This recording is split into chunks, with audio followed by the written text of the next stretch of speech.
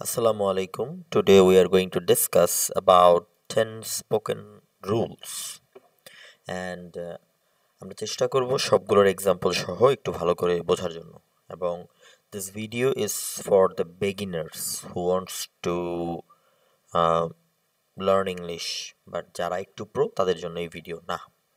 প্রথম রুলসটা একটু খেয়াল করি।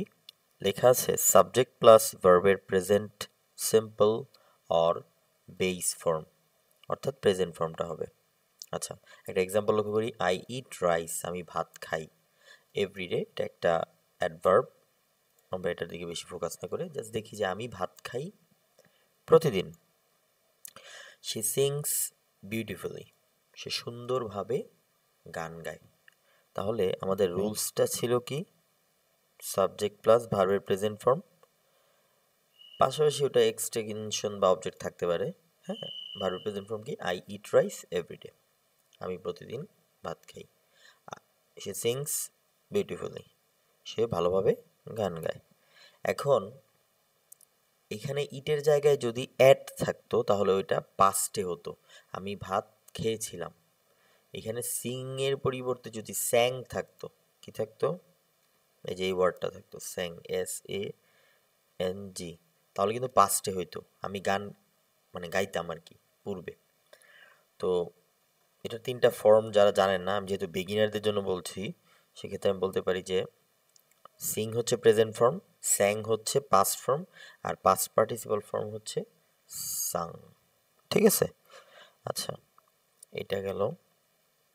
এখানে আইট রাইস যেটা আছে, এটাটা সবাই জানে, বাট বিগিনারদের জন্য আমি এবার বলি। ইট হচ্ছে প্রেজেন্ট ফর্ম, অ্যাট হচ্ছে এটার পাস্ট ফর্ম, অ্যান্ড ইটেন হচ্ছে এটার পাস্ট পার্টিসিপাল ফর্ম, ইটেন। ওকে, এগুলো মনে রাখাটা একটু জরুরি। এরপর আমরা যদি লক্ষ্য করি যে সেকেন্ড রুলসটা হচ্ছে subject plus am is are plus verb plus ING, present continuous tense. আচ্ছা, টেন্সের একটা হালকা ধারণা আপনার ভিতরে থাকতেই পারে, বাট আজকে আমরা স্পোকেন রুলস নিয়ে কথা বলবো। ধরেন আমি একটা কোনো কাজ করতেছি, রানিং করছি, হ্যাঁ, আমি ভাত খাচ্ছি, আমি ক্রিকেট খেলতেছি, আমি আম, আমি আহ, দোকানে যাচ্ছি, হ্যাঁ, এরকম অনেক কিছু হতে পারে। হ্যাঁ, তাহলে আমি ধরেন বললাম যে আমি পড়াশোনা করছি, এখন আমি এখন কিন্তু রানিং কন্টিনিউয়াসলি করতেছি, তাহলে আসবে কি, I am studying now, I am studying now. আচ্ছা, এরপরে কি আছে, দে আর প্লেয়িং ফুটবল, তারা ফুটবল খেলছে, অর্থাৎ এখন কন্টিনিউয়াসলি খেলতেছে তারা। ঠিক আছে? যেমন আমি যদি এখন আপনাদেরকে বলি যে আমি চিঠি লিখতেছি, তাহলে কি হবে বলেন তো, বলেন নিজে নিজে একটু ট্রাই করেন। আমি চিঠি লিখতেছি, আমি চিঠি লিখতেছি। আই এম, আই সাথে তো এম হয়, ইজ আর হয় না। I am writing, I am writing, হ্যাঁ, আমি চিঠি লিখতেছি, I am writing the letter, I am writing the letter. ঠিক আছে? আচ্ছা, তারপরে যদি দেখি একটু, subject plus was were plus verb plus আইন, যেটা হচ্ছে পাস্ট কন্টিনিউয়াস, অর্থাৎ অতীতে একটা লোক কাজ করতেছিল, বাট ওই কাজটা যখন করতেছিল তখন করতেছিল মানে কন্টিনিউয়াসলি করতেছিল। সাপোজ আমি একজনকে ভাত খেতে দেখেছিলাম, বাট তখন রানিং সে কাজটা করতেছিল কিনা এটা আমি এখনো কথায় উল্লেখ করতেছি না, কিন্তু যখন দেখেছি তখন কাজটা করতেছিল সে কন্টিনিউয়াসলি। আচ্ছা, তাহলে আমি বলতে পারি যে was were plus verb plus ING, এটা হচ্ছে মেইন কাজটুকু আপনার। হ্যাঁ, was were plus verb plus ING. তাহলে সে রান্না করছিল, she was cooking, we were watching TV, আমরা টিভি দেখতেছিলাম। এখন আমি আপনাদেরকে একটা কথা বলি যে আমি আমি বইটি কিনতেছিলাম, আমি বইটি কিনতেছিলাম, যখন কিনতেছিলাম তখন কিনতেছিলাম কন্টিনিউয়াসলি, তাহলে কি হতে পারে, I was buying the book. ঠিক আছে?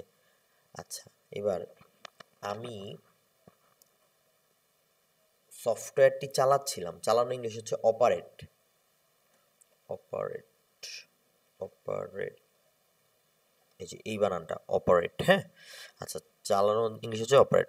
I was operating the mobile software, I was operating the software. আচ্ছা, আরেকটা কি হতে পারে যে আমি ইংলিশ বলছিলাম, আমি ইংলিশ বলছিলাম, জাস্ট এ মিনিট।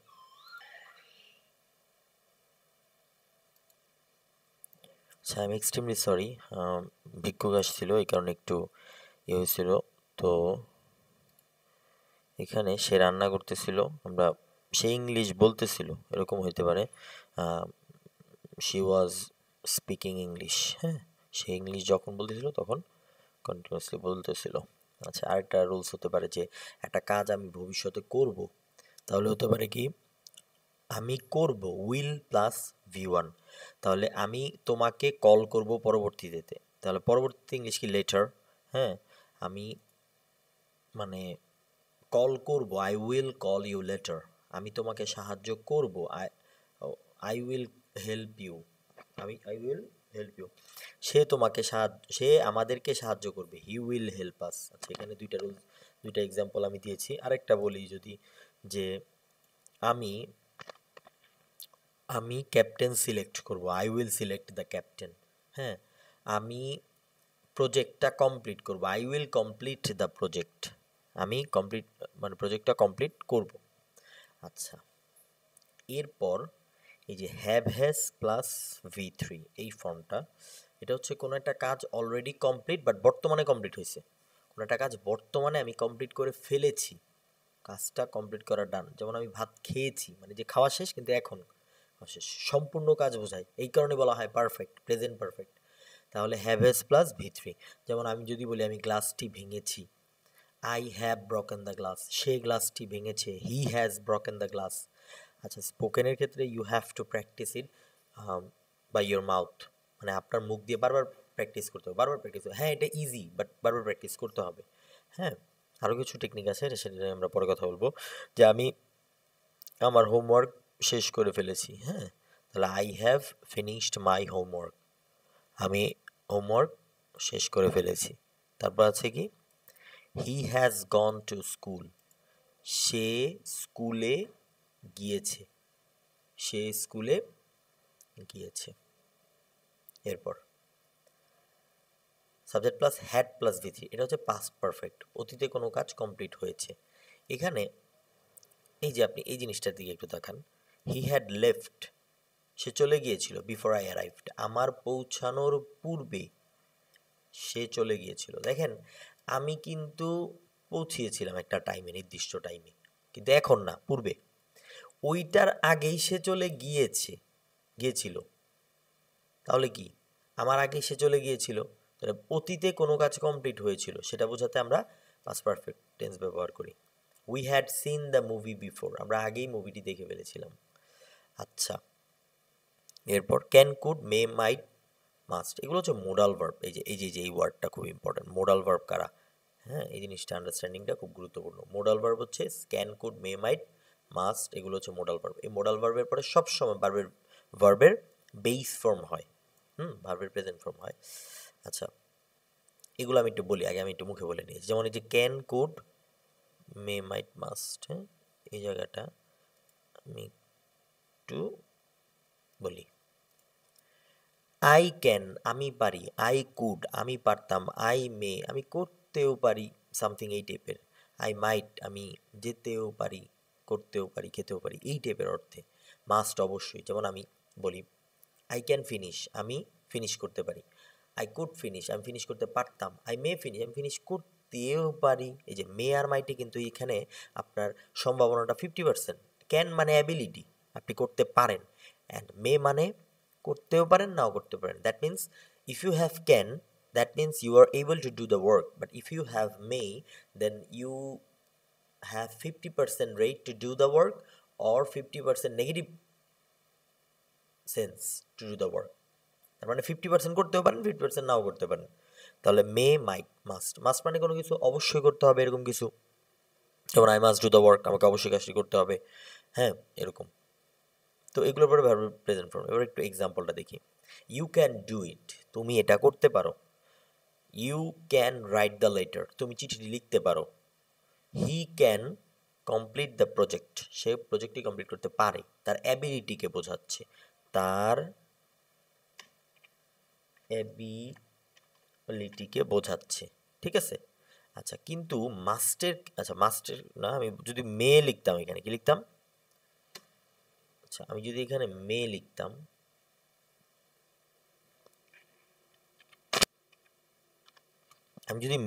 তাহলে কিন্তু এটার পার্সেন্টেজ শো করতো। ধরেন 50% সে কাজটা করতেও পারে, আবার মনে করেন নাও করতে পারে। পার্সেন্ট চিহ্নটা তো খুঁজে পাচ্ছি না। আচ্ছা ডাজন্ট ম্যাটার, 50-50 একটা চান্স থাকে আর কি, ঠিক আছে। ওকে, এরপরে আমি যদি লক্ষ্য করি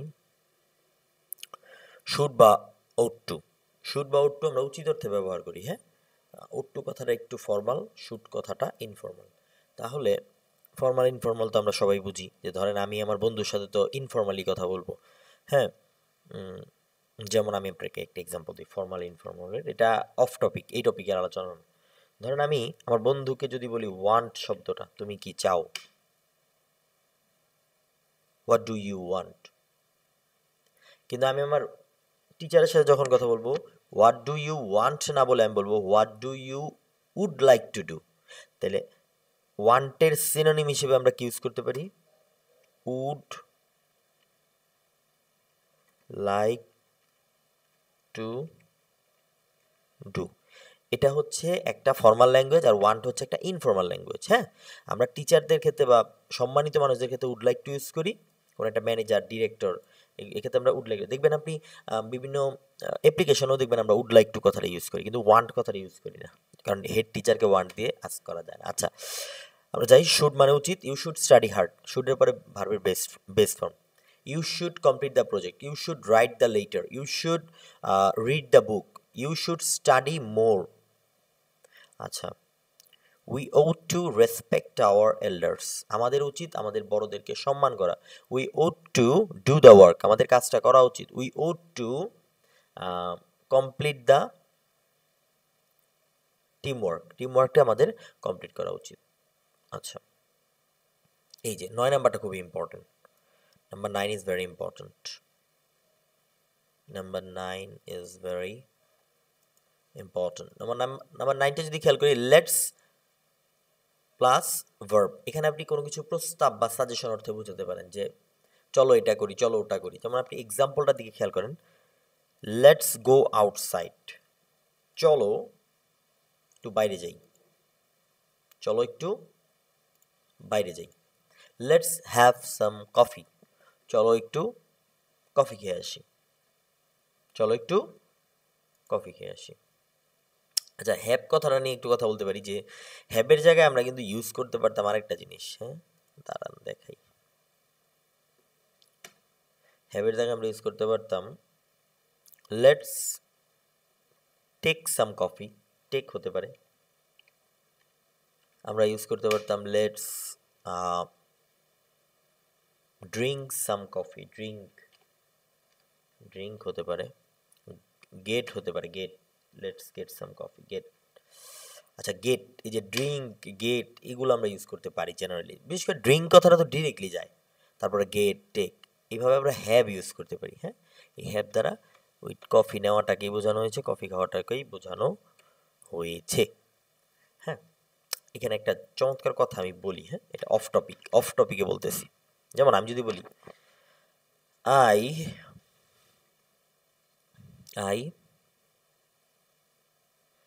have eaten rice, I have eaten lunch, দুপুরের খাবার খেয়েছি। হ্যাঁ, আই হ্যাভ ইটেন লাঞ্চ, এইখানে আমি একটা কথা বলি, যে ইটেনের জায়গায় আমরা অনেক কিছু ইউজ করতে পারি। আই হ্যাভ ইটেন না বলে আমি ইউজ করতে পারতাম, আচ্ছা বা চিহ্নটা কোথায়, পেয়েছি। আই হ্যাভ ইটেন না বলে আমি বলতে পারতাম আই হ্যাভ টেকেন লাঞ্চ। আমি টেকেন মানে তো নেওয়া, তো আমি লাঞ্চ খেয়েছি, যেটা ওই টেকেন দিয়ে বোঝানো হয়েছে। এবার আরেকটু বলি, আই হ্যাভ গট লাঞ্চ, এটা হইতে পারে আমি আমার লাঞ্চ পেয়েছি এই অর্থে, কাছাকাছি অর্থ। কিন্তু চমৎকার একটা ওয়ার্ড হচ্ছে I have had lunch, had.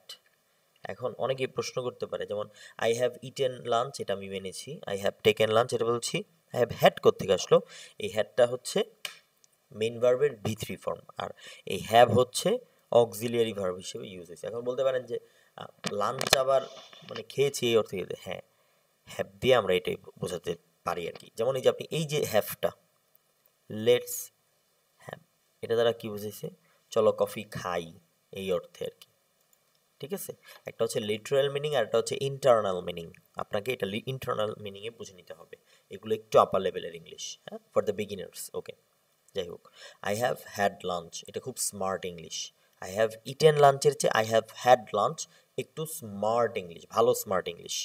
ঠিক আছে, okay. Last one, do does did থাকলে আমরা কি করি? পরে সাবজেক্ট, তারপর ভার্ব। এটা কিন্তু কোয়েশ্চেন ফর্ম, রাইট? কোয়েশ্চেন ফর্মে। তাহলে ডু ইউ লাইক আইসক্রিম, আচ্ছা আমি যদি এটা ডাজ দিয়ে বলতাম, ডাজ দিলে কি আর ইউ আসবে না? হি বা শি আসতে পারে, রহিম আসতে পারে। Does Rahim like ice cream? Does he like ice cream? এরকম, সে কি আইসক্রিম পছন্দ করে?